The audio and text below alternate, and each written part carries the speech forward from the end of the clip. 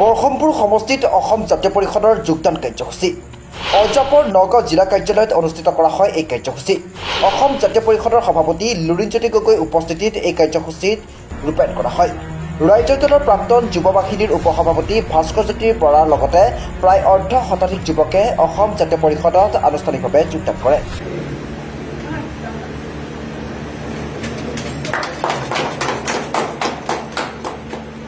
কচৰাৰ পৰা মাইনুদ্দিন হকৰ।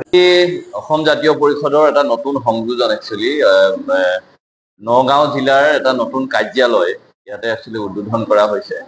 ইয়াত কাৰ্যালয়ত বহুখিনি বিষয় সন্নিৱিষ্ট কৰি তেওঁলোকে কা আন্দোলনৰ 5গৰাকীকৈ শ্বহীদ স্মৰণ কৰি আচলতে এই কাৰ্যালয়টো মানে উদ্বোধন কৰিছে। আৰু ভাল লগা কথা কি যে আজিৰ এই দিনটোতে নগাঁৱত এখন নাগৰিক সভা হৈছে যে অসমৰ সাম্প্ৰতিক প্ৰেক্ষাপটত যেনেকে ধৰণে এটা ঘৃণাৰ ৰাজনীতি হৈছে, এই ঘৃণাৰ ৰাজনীতিৰ আৰু যেনেকে প্ৰলোভনৰ ৰাজনীতি হৈছে, ইয়াত ভাতৃ বন্ধুসকলৰ মাজত যিটো আচলতে সমন্বয়হীনতাত ভোগাবৰ কাৰণে চৰকাৰে প্ৰচেষ্টা হাতত লৈছে, তাৰ বিপৰীতে এখন শান্তিপূৰ্ণ সমাজ, ইয়াত মানে বসবাস কৰা বিভিন্ন জাতি জনগোষ্ঠী বড়ো, মিচিং, তিৱা, কাৰ্বি, চাহ জনগোষ্ঠী, গোৰ্খা সম্প্ৰদায় বা আহোম, চুতীয়া, কোচ কছাৰী, হিন্দু, মুছলমান, খ্ৰীষ্টিয়ান, জৈন সকলোকে লগত লৈ সমন্বয়ৰ যাত্ৰা, যিটো পথটো আচলতে স্বৰ্গদেউ চাওলুং চুকাফাই দেখাই থৈ যোৱা পথ, মহাপুৰুষ শ্ৰীমন্ত শংকৰদেৱ মাধৱদেৱে দেখুৱাই থৈ যোৱা পথ, মানে নৰনাৰায়ণে দেখাই থৈ যোৱা পথটো আমি আচলতে ল'বৰ কাৰণে আমি এনেকুৱা ধৰণৰ এখন নাগৰিক সভাৰ আয়োজন কৰিছিলে। তালৈ আহিলো।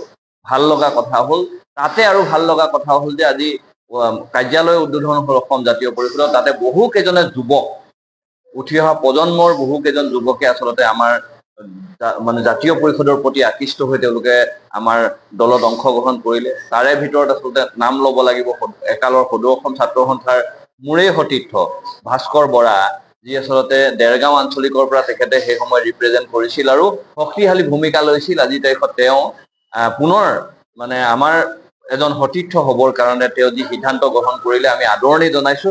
ভাস্কৰ বৰাৰ লগতে যিসকল উঠি অহা প্ৰজন্মই, ডেকা প্ৰজন্মই মানে আমাৰ দলত অংশগ্ৰহণ কৰিলে, তেখেতলোকক আমি যোগদান কৰিলে, তেখেতলোকক আমি আদৰণি জনাইছো। যে নগাঁৱত এটা মানে সুস্থ পৰিৱেশৰ সৃষ্টি কৰিবৰ কাৰণে, নগাঁৱত মানে অনাগত দিনত ৰাজনৈতিকভাৱে জাতীয়তাবাদী যিটো চিন্তা চেতনাৰ উঠি অহা প্ৰজন্মৰ মাজত বিলাই দিবৰ কাৰণে যিসকল ল'ৰাই, যিসকল ডেকা প্ৰজন্মই সিদ্ধান্ত গ্ৰহণ কৰিছে, আমি তেখেতলোকক ধন্যবাদ জ্ঞাপন কৰিছো। আৰু উঠি অহা দিনত নগাঁৱত এটা ভাল পৰিৱেশ হ'ব। আৰু নগাঁৱে মধ্য অসমৰ যিটো মানে এই দুৱাৰদলিখনৰ পৰা চাৰিওফালে আচলতে আমাৰ জাতীয় পৰিষদৰ মানে জয়গান গাবলৈ সক্ষম হ'ব। আমি শক্তিশালী বুলি নাভাবো। বিজেপি যেতিয়া 2014 চনত বিজেপি শাসনলৈ আহিছিল কেন্দ্ৰত, তেতিয়া ৰাইজে সিদ্ধান্ত গ্ৰহণ কৰিছিল পৰিৱৰ্তন লাগে। বিজেপিৰ বুথ কমিটি আছিল নেকি তেতিয়া? বিজেপিৰ কিবা মণ্ডল সমিতি তেওঁলোকৰ আছিল নেকি? একো নাছিল। ৰাইজে সিদ্ধান্ত গ্ৰহণ কৰিছিল।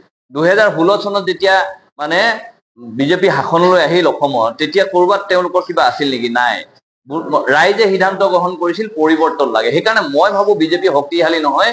বিজেপি যেতিয়া অৰুণোদয় আঁচনি নাইকিয়া হৈ যাব, বিজেপিৰ হাতৰ পৰা যেতিয়া এই যিবিলাক মানে লাখপতি বাইদেউৰ আঁচনি বা গছপুলি ৰোপণৰ নামত মহিলাসকলক প্ৰলোভন দিয়া আঁচনি যেতিয়া আইসকলে বুজি পাব, অসমৰ ৰাইজে বুজি পাব, বিজেপি নিজে নিজে নাইকিয়া হৈ যাব। বিজেপি কোনো কালে শক্তিশালী নহয়।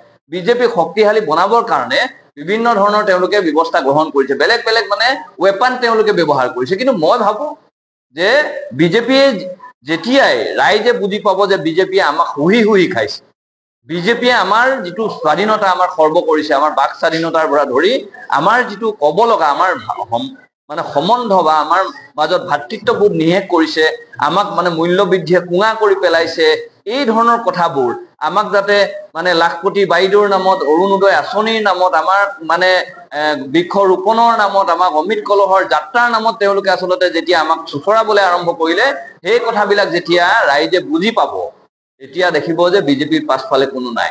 ইয়াত মানে অকল হিমন্ত বিশ্ব শৰ্মাই 2026ৰ পাছত ক'ত যাম তাৰ কাৰণে গাত বিচাৰি থাকিব। সেই কথাটো আপোনালোকে লিখি থৈ দিয়ক। কি ক'ব? কমিশনৰ ৰাজনীতি যি যিমান বনাইছে, আজি 75,000 কোটি টকা ধাৰৰ বোজা উঠি অহা প্ৰজন্মৰ হাতত দি দিছে। আজিৰ তাৰিখত এটা ল'ৰা যদি বা এগৰাকী বাচ্চা যদি জন্ম হয়, তেওঁ আজিৰ তাৰিখটোত মানে ধাৰৰ বোজা ল'ব লগা হয়। সেই ধৰণেৰে আচলতে ধাৰৰ সুত লৈ মানে লোন লৈ আচলতে এইবিলাক নিৰ্মাণ কৰিছে। অকল কমিশ্যনৰ আশাত এইবিলাক কাম কাজ কৰি আছে। নিজৰ মানুহবিলাকে কৰি আছে। কোনে? কেইটামান কোম্পানী কোন আছে?